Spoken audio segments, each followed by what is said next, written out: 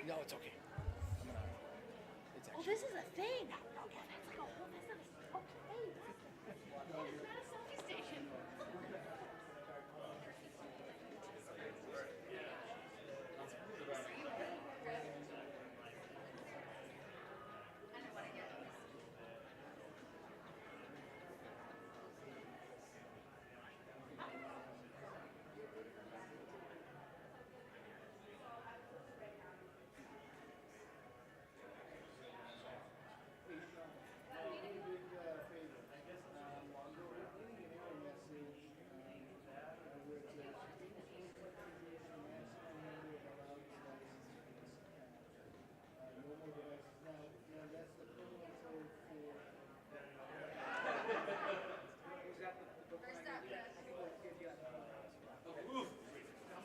Where do you want me to stay?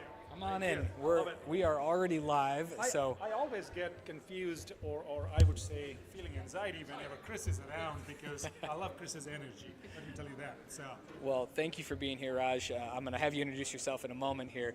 This is brand new for us.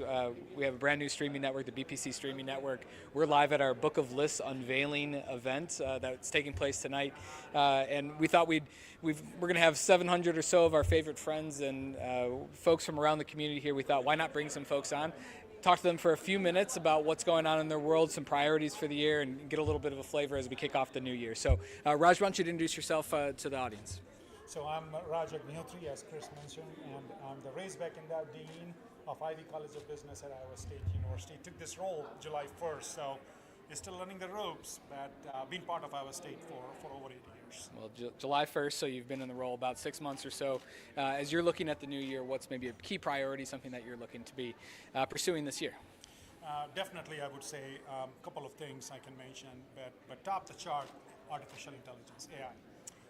Within the first semester, I would say within 100 days, we built task forces within Ivy College of Business to make sure we are ready for AI inclusion and integration on the teaching side as well as on the research side. And now this spring, I think fresh from the oven, this is a great platform to announce. This spring we'll be launching Bacon Center for AI Ethics in Business. Oh, wow. So Ivy College of Business, Iowa State University will aim to become the thought leader in the ethics perspective when we talk about artificial intelligence and corporate America. I think that everybody's rushing towards AI, but somebody got to wait and see, are we doing it right? I imagine there's a few potential pitfalls as you go through it. As you've integrated some of those task forces, what have maybe been some of the interesting findings or learnings along the way? One thing is nobody's sure. Faculty members within the faculty group, Dr. X is doing it differently than Dr. Y. Students, they are all figuring it out. And I think we need more policy, we need more perimeter, dimensions, where we go, how we do it. So uncertainty is the one thing. And the second thing, what I'm learning from my friends from corporate, is what is the depth and breadth of the knowledge of new hires that they are bringing to the forum. How much AI they should know. AI could be friend, AI could be enemy. So we are figuring out that balance, Chris. Well, you guys have been a long-time sponsor of the Book of Lists, and just want to thank you for your support of that product. Tell us a little bit about how you hope to use this event tonight for Ivy College of Business. I would like to say thank you for support to Business Record, to Chris, to you, Connie. This is a great platform to connect to the businesses of Iowa and our friends here in Des Moines and Central Iowa. David Spalding, the previous Raisbeck Endowed Dean, Ivy College of Business, we chatted, and this came up as a top of the list event, premium event. Where else you see that many leaders gather under one roof, So my goal is to shake as many hands as I can, learn from our friends here, and then find the fit, how we can work together. Yeah. Mentioned 6 months on the roll, and now you have a new boss to be reporting to. So I know he hasn't started yet in the role, but talk a little bit about transition for the college as well, and how you might hope to navigate through that. We met. So Dr. David Cook, president-elect, is starting from March. We met yesterday, and we had a great conversation In every conversation, and let me summarize you what the Iowa State is Did going you to tell look me like. did you tell me it was the easiest job? Absolutely, Yeah. no. Lesson learned from last time from Dan House to remember. So one lesson I learned: don't say that. But one thing I did mention about Business Record, our partnership, and this event, and he asked how we are doing in the Des Moines area and Central Iowa, because that's what Iowa State should be doing. And I said, no, we are very much rooted here in Des Moines. But one thing I got to tell you, going forward, the goal would be futuristic technology, enrollment management, and really truly envisioning the land grant mission of Iowa State University. That's what I heard from Dr. Cook, and he's very excited, very excited. Great. Well, Raj, I appreciate you being here. Thanks for supporting and sponsoring the event that helps us put on things like this, so we really appreciate it, and good luck here in the new year. Thank you. All right, thank you. All right, we're going to bring another guest on.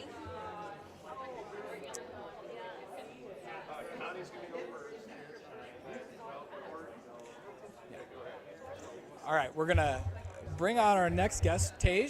Hey, Chris. Welcome, Tej. I'm going to have you introduce yourself for the audience, and we'll go from there. Sure, Tej Dhawan, Managing Director for Plains Angels and 2946 Ventures.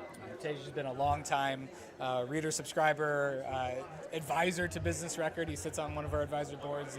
And so Tej, one of the things I'm asking people is just what's a priority of yours for the new year as you're kind of kicking things off and you're hoping to maybe accomplish this year? Well, so our primary priority is to keep focusing on the entrepreneurs in our community. Between our angel funds, between the venture groups across the state and in the region, we want to make sure that entrepreneurs have access to capital and grow and build their businesses here. When you think about maybe a challenge or something that you're trying to address this year, what would maybe be something that you're thinking about? So the biggest challenge is as AI displaces people from regular employment, they're likely to go to other markets, seek jobs in other markets. But we can show entrepreneurial people that there are opportunities right here. So keeping the brain capacity within the region, within the state, and helping grow businesses at the same time, that's the challenge and the priority of the center. The dean of the business school was just here momentarily before that, and he was talking about that they're launching an ethics program specifically about AI. Sure. So that's going to be a big component of how he's trying to do it, and that's the reality. A lot of people have a lot of questions about that topic. I know that's an area that you spend a lot of time talking about and thinking about as well.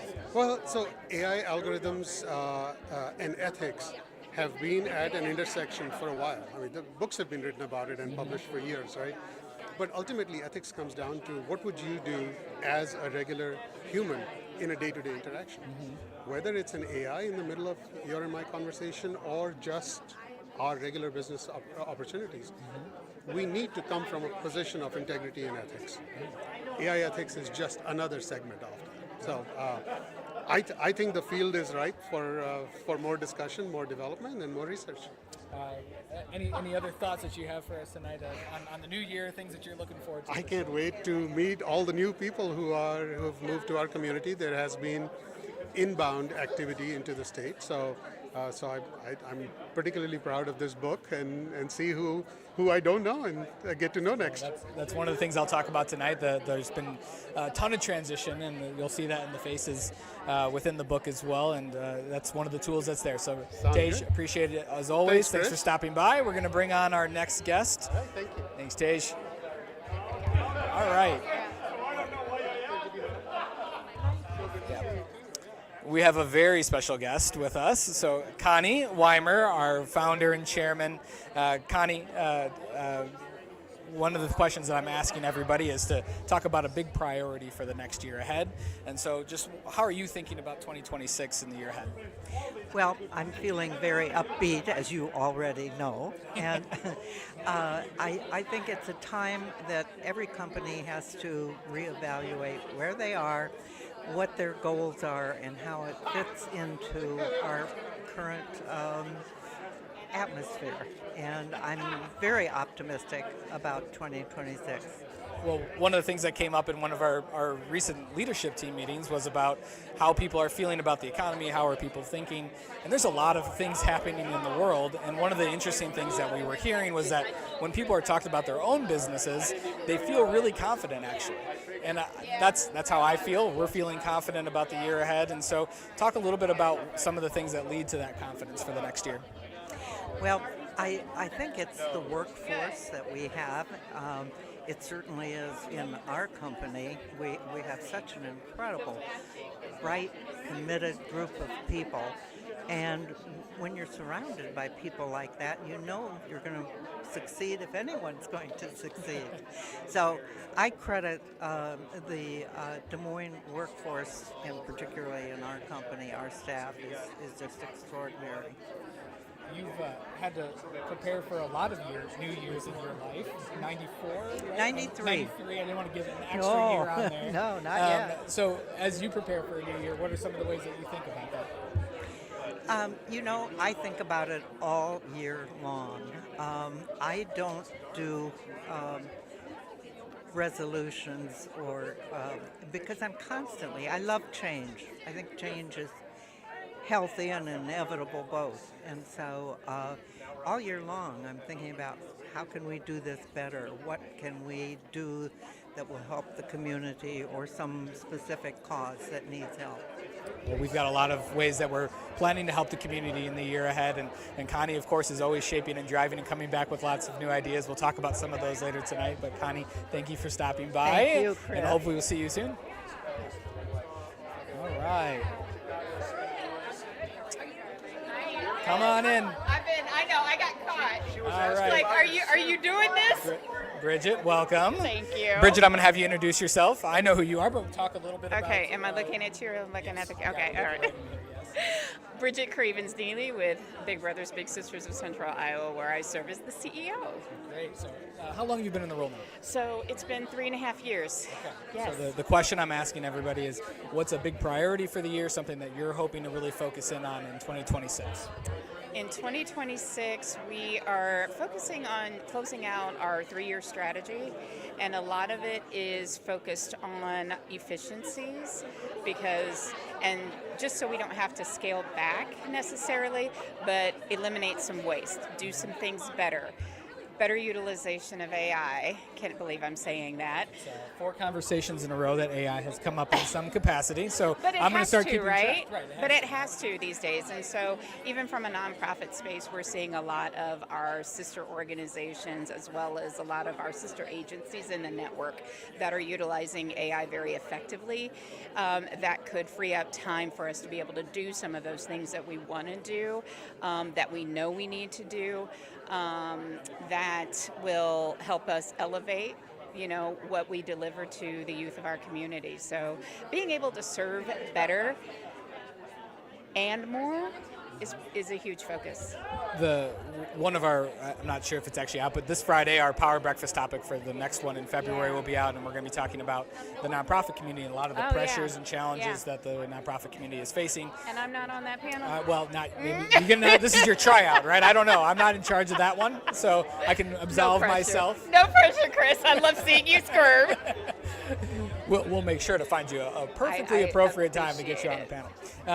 That topic, though, I think is something that is really important to so many folks in the business community that serve on boards and are a part of it, and the community's under a lot of strain and pressure from a lot of different angles. Talk a little bit about some of the pressures that you've navigated over the past year and are anticipating. Yeah, it's just, I'd say, paying attention to the executive orders and seeing what the trickle-down effect is going to be from a nonprofit standpoint. A lot of people think, if you're not getting federal funding, well, you're not impacted, and that's not true. We don't receive federal funding, but we do receive some state funding, and that because of some of the changes at the federal level, one of the grants we receive is not going to be renewed next year.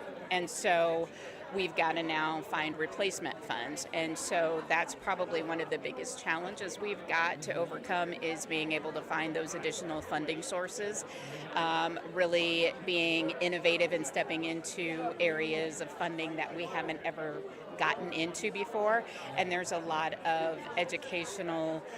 There's a lot of learning that has to be done there, so the curve is a little bit long, but we have to do it at rapid pace in order to be able to enter that area correctly, so that we don't turn people off, but turn people on to us. Well, and I imagine as you're looking for different funding sources, have you had some success looking for different areas We or some have. different things? We have had some success in finding some of those areas, and so we're really leaning into those areas a lot more now. It's a stronger leverage on our board, utilizing them in a different way than when we have before. So really looking for their brain power and their thinking power and their influence. Always looking for their influence. I mean, that's obviously why we're here tonight, right? But and looking for that influence in a different way. Instead of just helping us fundraise, it's like, okay, we need to really put our brain power together, start whiteboarding some things and figuring out how we're going to navigate this. And then also from an expenses standpoint, as a smaller nonprofit, our infrastructure.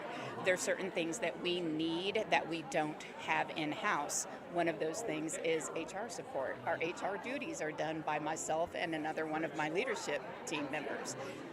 We need to be focused on other things, not necessarily that. That's just one small thing.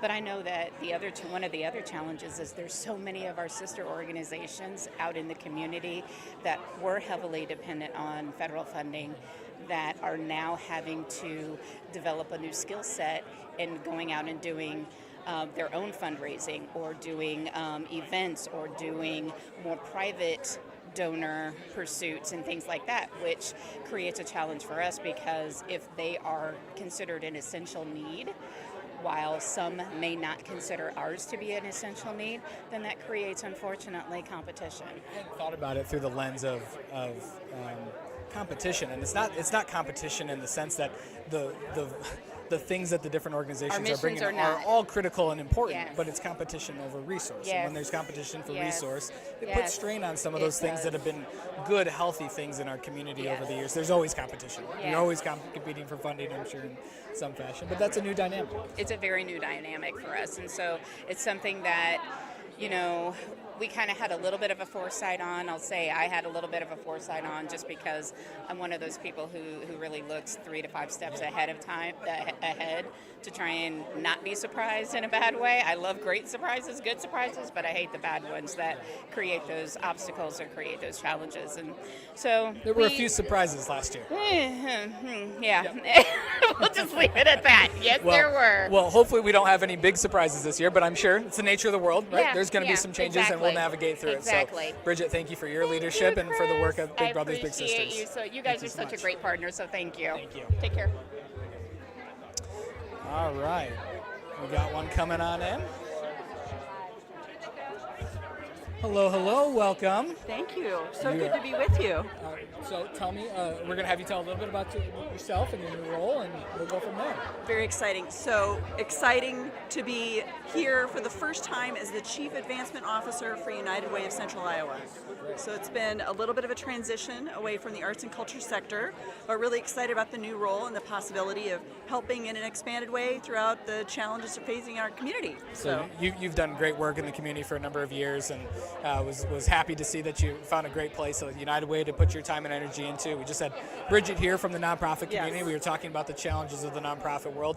I would ask you what your key priority is for the year, but I know new role, so what's maybe a key priority or something you're exploring as you're starting? I think for us at United Way of Central Iowa, the trick is always being the convening and connecting partner between the needs in the community and the things that we're hearing from the corporate community and the individual giving community that we can help support. So it's just making sure that that intersection is happening in meaningful ways. And nonprofits there's a lot of things that are happening in the news cycle that are causing us to have a lot of concern about the short-term economic forecast and the different things happening, that we all need to rally around whenever possible to affect change on. So being responsive is probably the priority for us at United Way. Well, and I imagine over the past year in particular with all the different changes and transitions and surprises was what Bridget said. We had to navigate a lot, That's right. And you being in that position, talk a little bit about your role and what that role is meant to do for the United Way. Sure. Well, in support, along with, of course, I think you'll be talking later to Mary Sellers.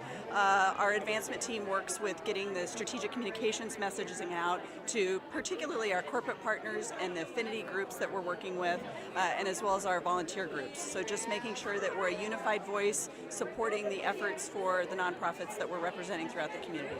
What about the United Way role was attractive for you personally? Well, first and foremost, it's being able to support.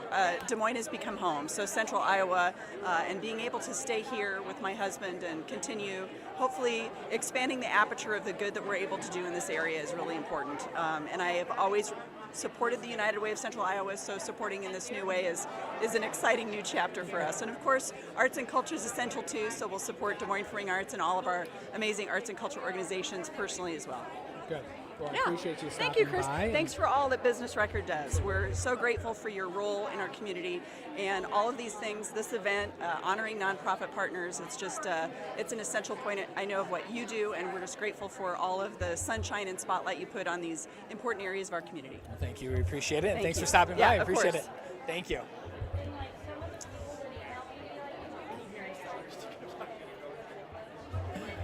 All right, we're waiting for one of our next guests to come on.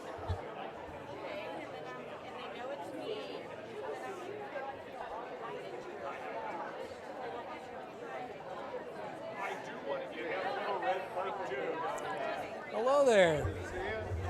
Two Chris's. Exciting. Welcome. Well, thank you, Chris, introduce yourself. Christopher- People probably have seen you around multiple times. So. Christopher Meharry, owner of Meharry Photography. So you are the, by default, like the master networker of the whole community because you're at events taking photos of everybody and everyone. So welcome tonight. Appreciate you being here. Thank you. It is interesting. I don't take it for granted, but it's interesting that what I do for a living is networking and at times advertising for what I do. But I think you just get to infiltrate a room with a camera. And I call it, I get to heckle people, because that's essentially, if you're a social photographer, that's kind of what you're doing. You're walking up, you're heckling them in a good way, and hopefully they have rapport with you so they realize, oh, the joke I've used is, if you just put up with me, I leave. If you smile, I take your photo, and then I'm gone. So it's okay. There you go. I would imagine folks feel all sorts of different pressures once you got a camera in their face, right? They do, I think. Yes. But what's interesting, thankfully, they understand that if they look, and one of the things I say is, if you look silly, I just erase it. So hopefully you get the street cred of making sure that they look okay. And these events, you set me up and them up for success because the event's nice. It's at a nice venue. People show up and they put their lip balm on and they do all their things, and so everything's good. You're already starting with a good product, is what you're saying. That's Correct. Correct. Well, I'm asking everybody, what's a key priority for the year for you ahead? Key priority, I would say, to really pay attention to what Des Moines is doing. Yes, every year Des Moines changes, but I think, with whether it's a political climate, with whether it's a social climate, whether it's, Des Moines has certain areas of growth that are poised to happen, like the Market District, for instance. It's poised to happen. It'll be interesting to see when and where it happens. And then all the events that keep happening in and around Des Moines. We've got the Casey Center, and that Vibrant is having more and more events there. I mean, I photograph a lot more social events there than people would realize. Holiday parties, charitable events. It's not just for concerts, so that's interesting as well. Chris, appreciate you being here, thank and you. thanks for stopping by. Thank you. Go enjoy the selfie. Yeah. Boom. Come on in. Oh, great. He's cutting the line. Sorry, I didn't know that. He likes cuss. He likes cuss. You want to Dan, cuss. hello there, Dan. How are you? Great, All right, great. Introduce yourself for us. I am Dan Corin. I am the owner of Commercial Owners Rep in Real Estate. Great. Well, thanks for being here. I know you've come to a lot of our events and been a lot of things. I'm asking folks today a key priority ahead for the year for you. That's something you're watching. The key priority for me is just being out, getting more involved with the community, and being involved with the community always pays off in this market. So tell me a little bit about, you've got your own business now. Talk about some of the things that you all do and that you're hoping to accomplish with that. So I do commercial real estate, and the thing that is kind of growing in our market is owner's rep. So working with a lot of tenants and owners over the years, I really grew this knowledge base, and now it's something that I realized that I could offer to my clients as well. Oh, that's great. What are maybe some trends that you're seeing in real estate and development as you're thinking about the year ahead? Yeah. So I believe that the real estate market is going to be good. I think we need to make sure that there aren't more hiccups in our market. So hopefully we won't have government shutdowns.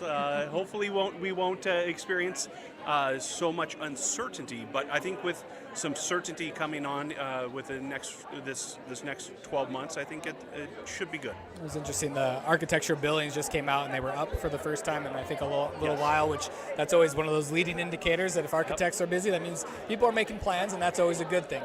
So Dan, thanks for stopping by. We really appreciate it, and go enjoy yourself. Will do. All right. Hey there. I think we got Jeff first, and then we'll get Beth. Yeah, come on in. I'll have you stand right here on the X. Although I'm not sure we planned for somebody so tall. Oh, it works. That's good. Okay. All right, welcome. Jeff, introduce yourself. I'm Jeff Fleming. I'm an artist in Des Moines.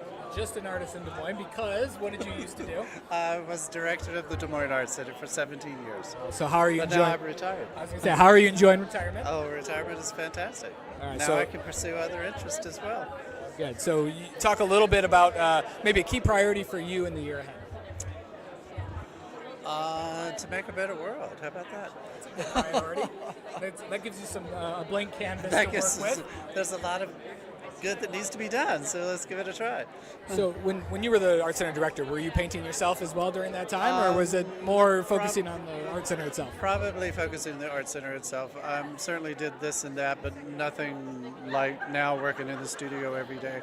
But certainly what I did there I see as a very creative act, creating exhibitions, creating publications, interacting with the community. It's all a process. Okay, so now I know you have a gallery that's opening this Friday. Actually, yes, tomorrow night, the 9th, 5 to 8, Moberg Thursday. Gallery. I I know. It's the Milky Way. It's a whole series of paintings on the Milky Way. All right, well, I'm not going to spoil it for everybody, but we're going to be doing our unveiling of the cover of Book of Lists in a little bit, and maybe you should pay attention to that if you're interested in the Milky Way. We'll just say that. Sounds exciting to me. Jeff, thanks for stopping by. Hopefully you're enjoying retirement. Check out his gallery on Friday night, and maybe also in some business record products coming up soon. That's great. All right, thanks, Jeff.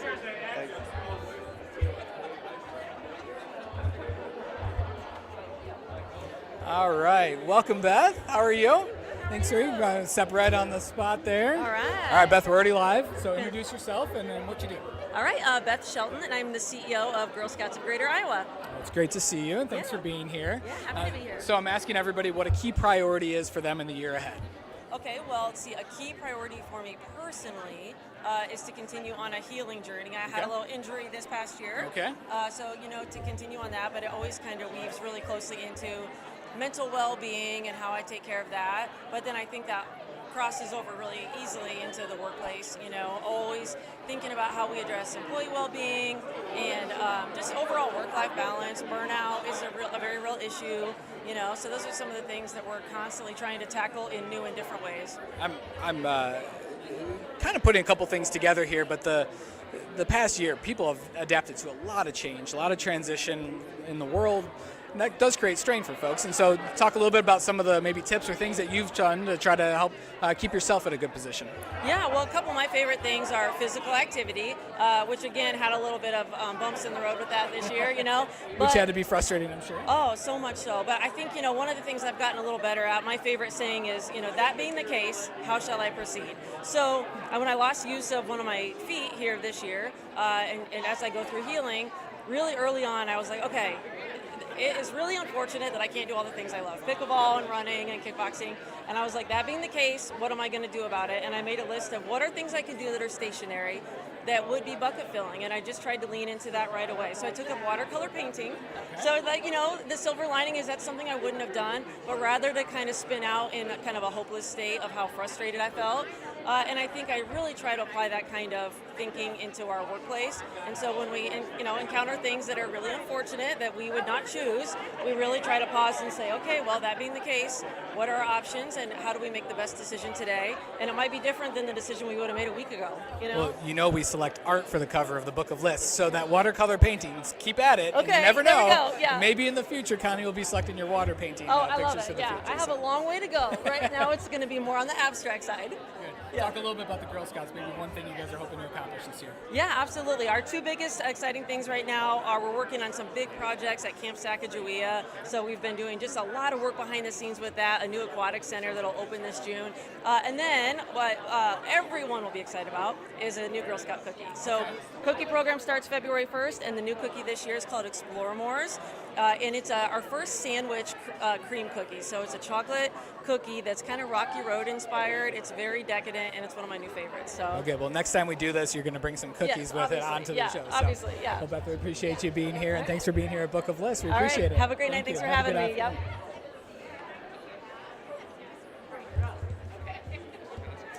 Yep. Hey, Christina. How are you? Good. How are you, Christina? Good to see you too. We are doing a little live stream here, and so we're asking everybody a key priority. So first, introduce yourself and what you do. Sure. Christina Moffat. I'm a growth consultant here in Des Moines working with small businesses. Great. So the question I'm asking everybody is, what's a key priority for the new year? So go ahead and share that. Yeah, for me, it's just continued growth. So for me, I focus on where I can provide value in this town, whether it's helping the next generation learn how to be on boards, whether it's growing that next business, whether it's supporting somebody through something. Huge priority of mine is to keep this community growing. Good. So talk a little bit about the role as a growth consultant. What are some of the things that you're hoping to help businesses with? Yeah, biggest thing is, when anything changes, as of last year, we had a new turnover in legislation. Everybody kind of sits still, and now everybody kind of knows what the priorities are, and we're off and running. So really it's to help them focus in. We want to make really strategic intention decisions so that we're not kind of floundering and throwing darts at the wall. We're actually using that growth for momentum. Well, small businesses have no shortage of things to be navigating through these days. What are maybe some of the key things that you're seeing businesses struggle with or that they're trying to adapt to? Yeah, I think the hardest thing for businesses is just always knowing where to focus. You know what? You're better off to stay really, really focused on what you do well and bring in partners on the things maybe you don't do so well. And so the new year, when that calendar flips, it's a good time to look at what you're doing, kind of decide what you're going to offload, what you're going to stick to, and who you're really going to target to be your clients, and growing those clients you already have. Good. How about you personally? What are you looking forward to this year? This year we always travel with our sons, so we're going to 2 new places with him. We're taking him to Miami for spring break, and then we're headed up to Vancouver, Canada for summer. Great. Well, that sounds like a lot of fun. Yeah. And so thanks for stopping by as well. And we'll see you soon. Great. Thanks. All right. Thanks. Take care.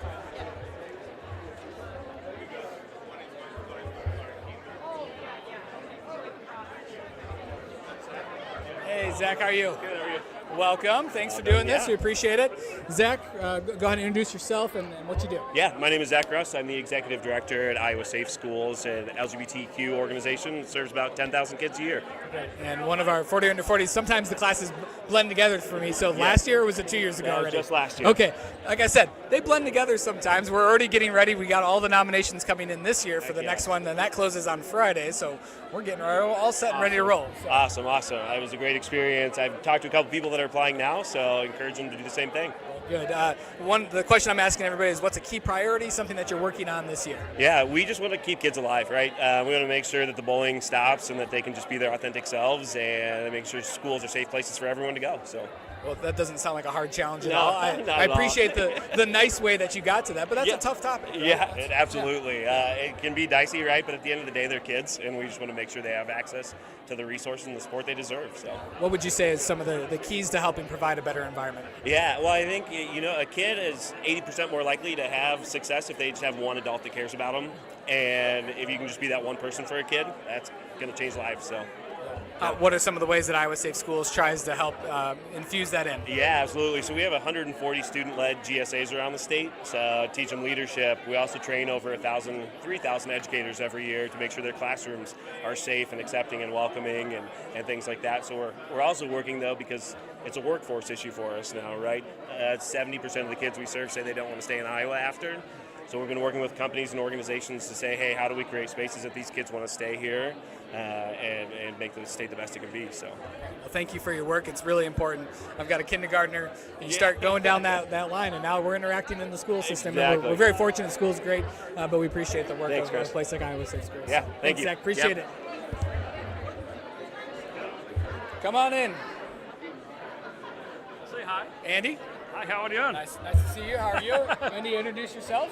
My name's Andy Erickson. I'm a fractional marketing director, which is kind of a form of marketing consulting, light version of a marketing agency. So I've been doing that for about 2 years, and it's great to come out here to the Book of List Night. It's so many inspiring businesses and seeing so many great leaders around that it's an event you got to come out to. Yeah, well, so fractional marketing, I've heard a lot of that in the realm of CFOs and some other different roles. If people aren't familiar with the idea of fractional work, what does that look like?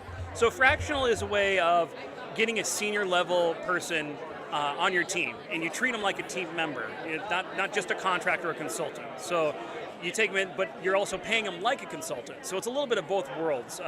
You don't have the full-time salary commitment, but you get the expertise of a senior level person. So you hear it as some of my friends are doing fractional CMO. So I feel like I'm better as a fractional marketing director because I'm more hands-on. I want to be involved in some of the things more than just the strategy, but strategy, planning, all that. So basically, people can hire me for 1/3 of the cost of a full-time marketing director. Talk a little bit about maybe what some of your key priorities are for the year.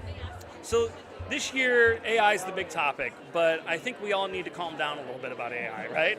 So I think we've had about 10 to 12 people on here so far. AI's come up in more than half of them so far. Oh, I bet, right? And it's so how can we be human with AI? It's not going to replace us, but it's going to help put us in hyperdrive for a lot of businesses. So we have to be listening and researching it and slow to activate it. And I think that's where a lot of the things in marketing are evolving very quickly because we have a million tools out there. We have a million options. So in my role, I have to do the research and be able to say yes to a few things and no to a lot of things and understand it truly to be what's going to be the most effective, where we can be the most focused, and where we can spend whatever budget we have on the things that are most effective, because things are going to be okay or not truly effective. And the same thing with AI. There's all these tools, what's actually already proven itself, and we just have to wait 6 months to really see if it's effective or not for other people.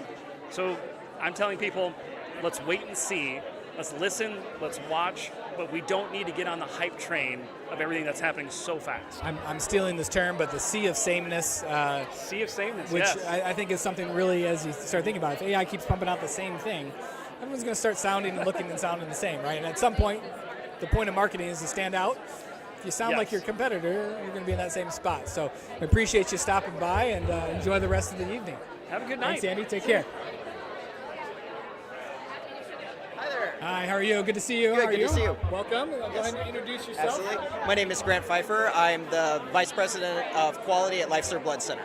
Great. So the question we're asking everybody today is, what's a key priority for you in the organization and in 2026? Well, key priority for us every year is making sure that we have enough blood for our hospitals, for our patients in the different areas. So all the communities that we serve throughout Iowa, Nebraska, South Dakota area, that's our key mission. We're there to serve the patients of those hospitals. Talk a little bit about maybe a challenge or something that you guys are working through this year that you're hoping to address. One of our biggest challenges and one of the biggest things we're working on, we're actually upgrading several different software programs within our organization. So large projects that are going on that are taking up a lot of resources on our end.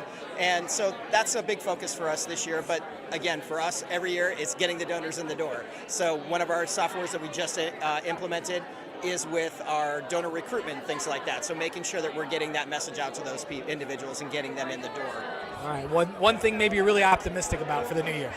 I think the thing that I'm most optimistic about for the new year is just the growth that we see in the area and the potential. So I think that that's something that's going to be great over the next year. Great. Well, I appreciate you stopping Thank you. by. Appreciate Thank it. you. Yep. Hi, Jessica. How are you? How are you? Welcome. I'll get rid of my wine. Yes.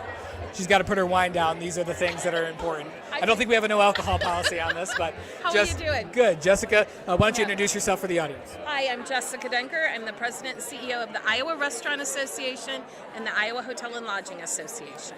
Well, it struck me, we're 5 years or so removed from the pandemic, right? Yes. Restaurants, hotels, some of the most affected. How are things kind of continuing to bounce back here as we get further and further away from that initial point? Yeah, so at the risk of being the Tammy Faye Baker of the restaurant industry, it continues to be a struggle. About 48% of Iowa's restaurants were not profitable last year, but we have a lot of optimism for 2026. So here's off to hoping that it's a better year ahead. When you talk about that optimism, what are some of the things that are maybe driving that optimism? Yeah, so we're starting to see people gathering again. Unfortunately, it's not young people. We're not seeing Gen Z or the millennials gathering at the levels that we need them to. But the boomers and the Xers, we're coming back out. And so that's been very good. You finally got the kids out of the house and can get out to enjoy it, is what you're saying. Yes. Yeah, that's exactly right. And you'll have to refresh my memory. Did you have a piece in the Business Record just recently on trends around this? I did. There's a couple of things that we're really looking at hard in the restaurant industry. One is actually the use of GLP-1s. And 8% of the U.S. population is using them now with the expectation of getting to 30% by 2030. So you are going to see changes in the next 4 or 5 years in the restaurant industry. We want to welcome GLP-1 users into our establishments. You will see menu choices that reflect that. So you can gather when you're on a GLP-1. We understand you're going to eat a little bit less, but come on out. We still want to see you. I think that's great. Last question for you is a key priority for next year. Yeah, so in the coming year, we are doing everything we can in our industry to reduce costs and create experiences. So I think you will find more restaurants telling you their stories. You'll hear more about the owners, more about the dishes, because we understand to get people to gather, we have to give them something beyond the food to gather.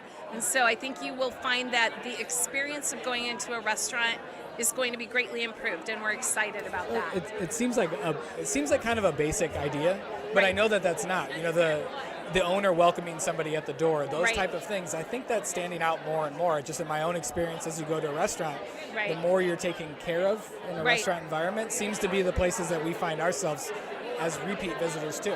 Right, and so what we are really finding is that people want relationship and connection, and if they have that relationship and connection to the owner, they come back. They also want to feel smarter when they leave, and so helping people understand how to order the dishes, what they are, how to pronounce what's on a menu that maybe you don't recognize. We want to be there to help you enhance your own experience and feel great by the time you leave. Well, Jessica, appreciate you stopping by. Thank you. Thank you. Mr. Racker, come on in. Hi, sir. It's great to see you. Scott, welcome. Thank you. Introduce yourself. Scott Racker. I'm the executive director of the Robert D. and Billy Ray Center at Drake University, and also co-executive director of the Olson Institute for Public Democracy at Drake. So we appreciate you stopping by. I always enjoy talking with you because I always feel like I leave with a little extra energy. So I'm asking everybody what's a key priority for their year ahead. Wow, there's so many, but I really do believe, and would be remiss if I didn't say from where I come from, that a reinvigorated effort and focus of civil dialogue and civil discourse in our community in challenging, difficult issues. So when we talk about civility, the floor is decency, courtesy, respect, kindness, and we can all do a better job of that. But the real depth that our community continue to strive to emulate is how do we have the hard and difficult, challenging conversations? How do we disagree without being disagreeable? There's different pathways. Every major issue facing our communities, there's different pathways for resolution. But we all know we want to see a better, more vibrant community. So if we keep that big picture in mind of what we're really trying to achieve, I think all of us can come together even better than we have. And the thing I want your listeners to know is that we already are a place in the country that others look to emulate in this. That doesn't mean we can't be better. So we want to continue to be a place that people across the country look to. How did they get that done in the Des Moines metro area? How did they do that in regional central Iowa? Well, like I said, I always appreciate talking to you because I think there's some folks that if you just blindly, they didn't know who you were and you said, I work on helping form civil dialogue, they might laugh at you in our existing climate, right? I mean, I think that's kind of the reality at the moment, which is sad, but at the same time, the approach that you take, it's hard to even argue with that that's the right approach to be taken. Well, and I will tell you, there are so many people in our community doing right things well and working hard to collaborate together. We don't have time today to list all the organizations, but if people want to know who they are, and if they're not already getting the business record, they need to get it, because you guys do a great job of showcasing the challenging issues, but also what's happening to elevate those issues. And you do it across all diversities and platforms. So not a shameless plug because I'm not involved, but I will tell you, I look to the business record to find out where we are and what we can do to be better. And so, yes, people do kind of chuckle. Oh, yeah, we need more civility and character and ethical leadership. And at the same time, we all can get better. And that's what I love about this, is there are no perfect people, but as a community we come together, we are still small enough in size that when we go after a particular challenge or issue, we resolve it here. It doesn't get worse. And I think that's one of the blessings of this community. Well, I appreciate the way you said that, because that's the language I try to use, is that there's all sorts of challenges in the community, all sorts of things that we know we're going to be reporting on. I don't want to just point at the challenge. I want to say, here's the challenge and here's what people are trying to do to affect that, and what can we do to potentially affect that too. So I appreciate you. Well, I appreciate the language that you're bringing. Well, I appreciate it because you are solution focused. We have to look at what the challenges are. And I'll give you just recently, it just came out again today, was the piece that I got on my e-news about the transition of leadership and what the leaders that are transitioning, what they're doing. I mean, that's a template for the rest of us of how do we evolve in this community to continue to add value beyond just our professional career pursuits. So thank you. Well, thank you, Scott. Appreciate you stopping Take care. by. You Thank bet. you. Bye-bye.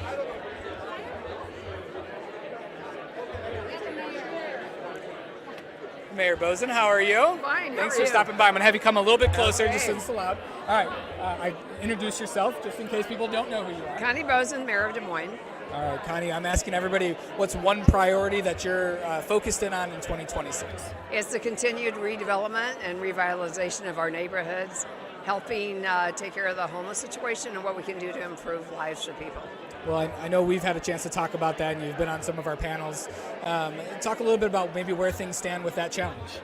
Well, I think the issue is really on what we can provide. I know that we had a complete group that worked through the Bloomberg Harvard City Initiative, and we're implementing it now where we can find a non-congregate site to help people live in more individual settings. And so we've got a couple of ideas, and we're trying to find the funding and the place that we could put something like that. As you are looking ahead to your city has all sorts of challenges that you have to navigate. What's maybe something that you're looking at that you're trying to address?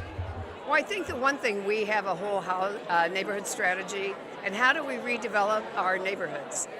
Des Moines, of course, we're the oldest city, and how do we revitalize? We have had implementation up in the Highland Park, Oak Park area. We've seen significant growth, and how do we replicate that along Ingersoll and just revitalize our housing stock, make people want to come live and work and play in Des Moines. As you think about your year personally ahead, how do you try to approach the new year? Looking at opportunity, being positive and saying if we all work together, we can accomplish a lot. Well, I know the city faces a lot of pressure in the property tax and all those type of things, so you're getting probably ready for property tax season to come around as far as the legislature. What's kind of your approach been as you've thought about how the legislature might approach that? I think the biggest thing on property taxes, what we found is that we got penalized for growth, and I think you want growth and you want to be able to offer the services our citizens want. And so we have to look at, if you do this, well, how does it impact it? And we need to have a new approach on what are the services and how do we cover those services. And in our case, our cut was because of the reduction in the growth structure. So how do we do it fairly so we can still keep cities moving forward, providing the services they want, but also give relief to our citizens? Well, and I know Des Moines, we've talked about it, Des Moines has to provide services often for people that aren't necessarily citizens in Des Moines, and that's a consistent challenge. Well, as a capital city, every capital city faces this, and we're the only city that probably has over 40% you cannot tax. So we have a distinct disadvantage. So how do we equalize and get fair practices for some of the amenities we provide and the services we provide? Well, that sounds like you got a busy year ahead of you, but I have no question that you'll address those challenges as best you can. So thank you for stopping by. Thank you. Thank you. Hi, Tammy. How are you? I'm great. Welcome. How are you doing? I'm doing great. Tammy, I'm going to have you come right in a little bit closer Okay, for me. okay. Okay. Introduce yourself, and then we'll talk about key priority for the year. I'm Tammy Nielsen. I'm the CEO of Food Bank of Iowa. All right, Tammy. And how long have you been in the role now? I've been in the role since June 1st, so but an interim as of January 1st, so really finished a full year. Okay, so a full year. What Yeah. maybe a takeaway from your first year on the role? Oh, things are never boring. There's always a lot of work to do, and getting more involved in the community and collaborating with folks who are like-minded and mission-focused has just been a gift. Everybody in this community has been so welcoming and really helping me as I eased into this new role at the food bank, so I'm forever grateful for that. Tammy, I'm asking everybody a key priority for their year ahead. Last year, a lot of pressure in the food system. There's been increasing pressure even pre-pandemic and now post-pandemic, additional pressures. Talk a little bit about some of the priorities that for you all next year. Well, we want to make sure that we're getting proper nutrition to all of the Iowans in need. We see that proper nutrition is really preventive medicine. And so we're working more toward education. We're working on advocacy to try to make certain that our our elected officials understand what we do and the extent of which we do it. And so really just learning more and educating more people about what we do, how we do it, and the importance of nutrition for all Iowans. As you think about next year, maybe one thing that you're feeling optimistic about for next year? Well, we're thrilled to death that summer EBT has been approved for the state of Iowa for this summer. Wonderful, wonderful resource for kiddos and their families while school is out. And so we are really thrilled to have that resource available to families who need it. Well, that's great. Thank you for all your work in such a critical area. We, of course, do Iowa Stops Hunger, which is part of our effort to help ensure that the business community and our cultural communities understand that challenge. And it's an area that we care deeply about at BPC, so thank you for all the work that you do in that area. Absolutely. We appreciate your support. Thanks so much. Thank you. Yeah. Hey, Catherine, come on in, Catherine.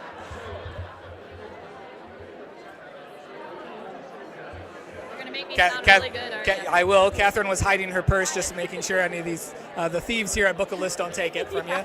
Catherine, go ahead and introduce yourself to the audience. Yes, Chris, I'm Catherine Kunert with Mid-American Energy Company. All right, so Catherine, how long have you actually been with Mid-American? You know, I'm on my 30th year. Okay. Believe it or not, it's the longest I've done anything. I was going to say, Except breathe. I started at Business Record in 2009, and I thought, well, I think Catherine was there at that point too. So there's fewer and fewer folks that have been here long enough that I was there when I started. So tell us a little bit about your role with Mid-American Energy.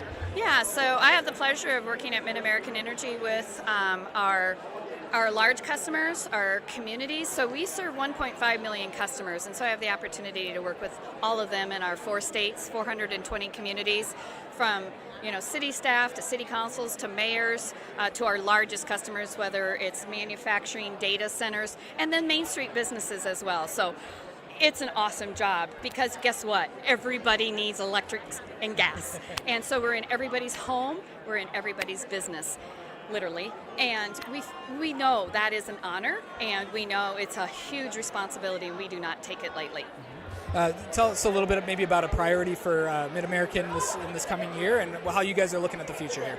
Right, so we recognize that electricity and the needs for electricity are only heightened. People are much more aware today of the impact of electricity in their life, right? Now they're looking at it more than just turning on their lights and staying warm. So what we're always looking at, Chris, is that all of the above approach to maintain our 3-legged stool, which is affordability, reliability, and sustainability. So our whole focus is about that and making sure everybody's safe. It's at the core of who we are. And the delivering on our tagline of obsessively, relentlessly at our service. It's more than a tagline, it's actually in our DNA. And that covers across all aspects of our work, whether it's volunteering in the community energy or restoring power after an outage. It strikes me that we typically are relatively fortunate here that those are some of the concerns that a lot of people, we don't have to think about, but other states do have to think about. Other businesses have to think about there being rolling outages and other types of situations. We just kind of take it for granted. I think that's a testament to the work you all do. Yes, thank you. And, we work on that all day as we take the opportunity to review our systems at all time. We're constantly seeing, does there need to be an upgrade? Is there a new technology that we can deploy? And boy, we've done a lot over the last few years to ensure that we are able to bring on our customers as quickly as possible. We have so many processes in place along with the technology and then the best employees in the world to make that happen for our customers. Well, and now an Iowan that's going to be leading the parent company for Mid-American as well, so that's got to be exciting too. Oh, it's so exciting. He's loved and beloved, and he's been in the community for 26 plus years, and so he's known, and we're blessed to have him in so many ways. All right, one last question, something that you're really optimistic for the new year. I am optimistic that we continue on with our collaboration, our cooperation, and really putting all of our energy and efforts together to ensure that we have the best place to live in the United States. You said it well, so thank you, Catherine. Appreciate you stopping by. Thanks for all you do. And I didn't see anybody come for your purse, all right, so you're thanks. good.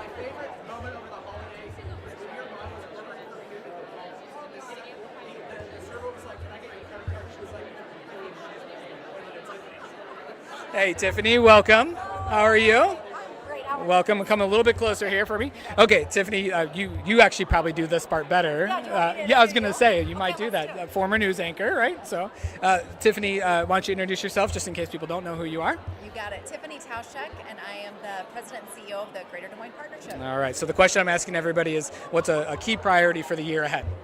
Well, you will, of course, hear more about our priorities at the Partnership Annual Dinner in a couple weeks. And on what date is that? You get January the 22nd, There you go. so 2 weeks from today.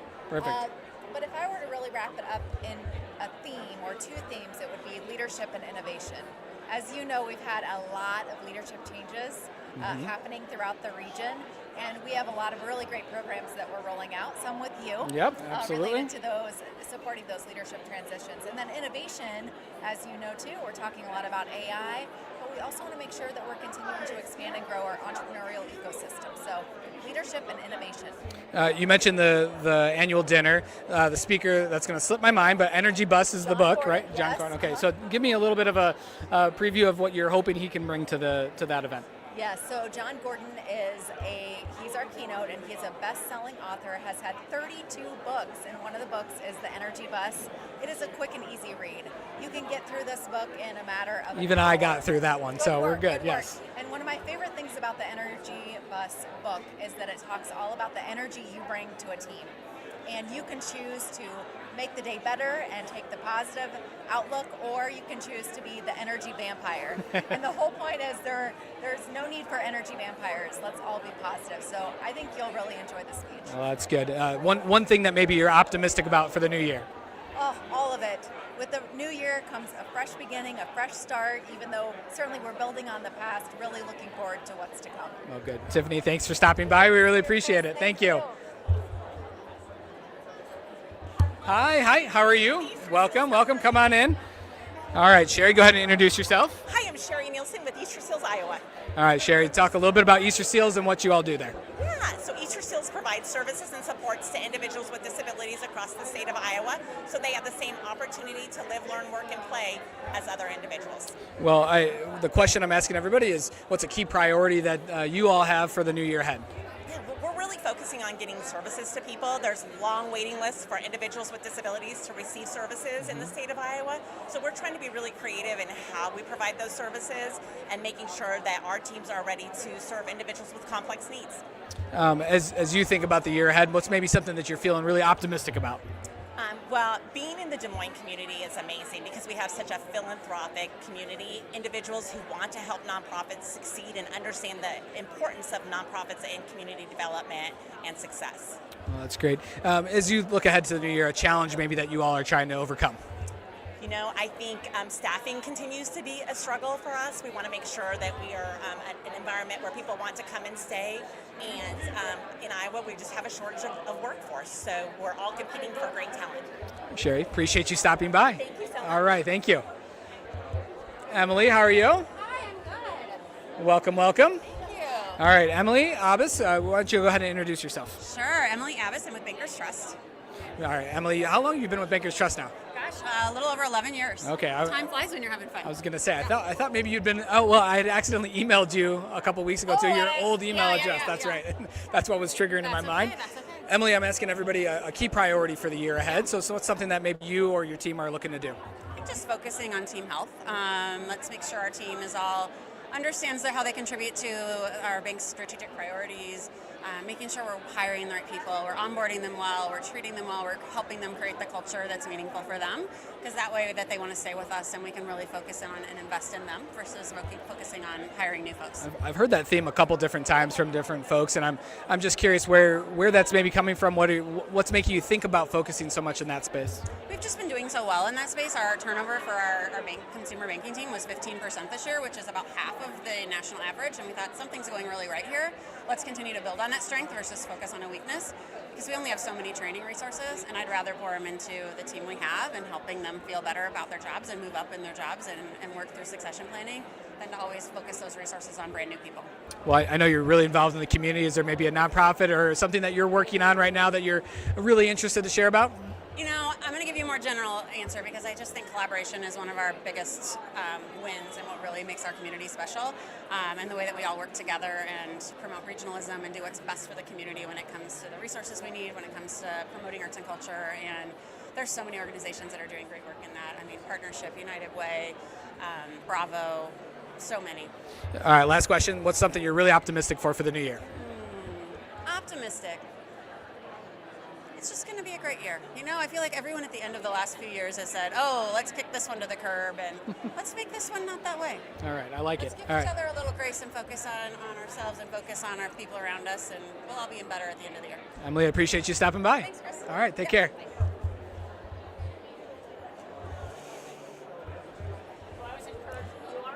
Mary, yeah, come on in. Mary, welcome. Thank you. Come a little bit closer to me. I'm not that scary, I promise. So Mary Sellers, why don't you introduce yourself just in case people don't know what you do?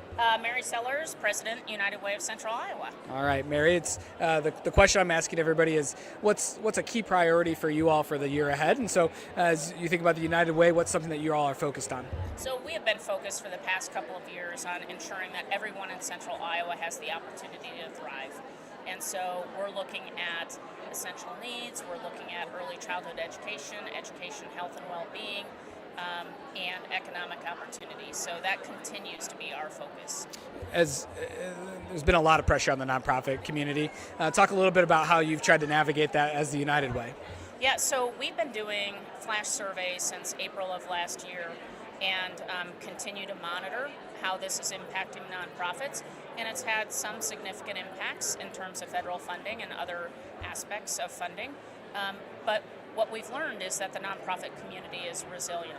I would also say that many of the nonprofits in our community and communities across the country are the ones that deliver the primary services on behalf of the government.